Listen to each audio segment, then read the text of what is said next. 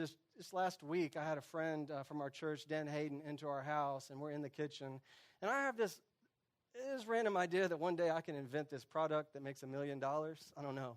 Nothing big. Like, I don't want to go to Mars. I just like a little, like a dollar product that 1 million people buy. And so I tell Dan my latest and greatest idea, standing in the kitchen, like, Dan, you can get in on this if you want, but here's what I'm thinking. Have you noticed when you cook, grease goes everywhere? And he's like, yeah. I was like, so what do you think about this?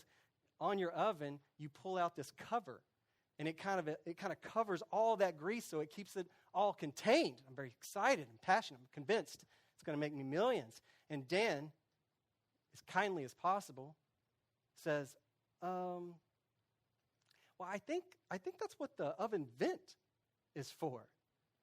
And I say, oh, I know about the oven vent, but it's nasty. Like, the oven vent is nasty and greasy. Like, it doesn't work. To which Dan, as nice as he can say, says, well, Michael, you need to clean the oven vent.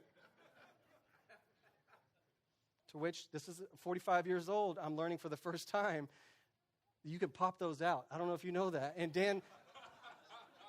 Dan reaches under, and it's nasty. I mean, grease is like dripping, and pops it. I'm just like, oh my gosh, I thought I had to buy a whole new oven. I didn't know you could pop those out. And I've been in the house for 13 years, and so this is a game changer. You might want to not come over to my house until then, but and I'm just like, oh my gosh, I didn't know. And here's the reality: is that all of us have some greasy, nasty areas in our life, right? And they've been with us for so long that we think it's normal.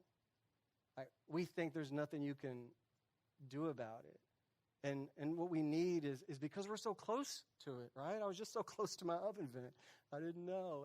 And we need one another. We need to be knit together in love.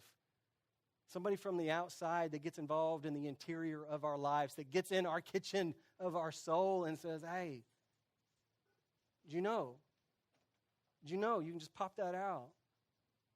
Right? Look, it's going to be messy, but for us to be a people that are knowing Jesus and growing in Jesus, we absolutely need to be knit together in love. We're going to have to take that step and get around each other's table, offend one another, reconcile, confess, make up, and do it over and over and over and over and over again, so that we can be knit together in love, like Afghan grandma kind of style. To take a moment and think about, man, who are the men and women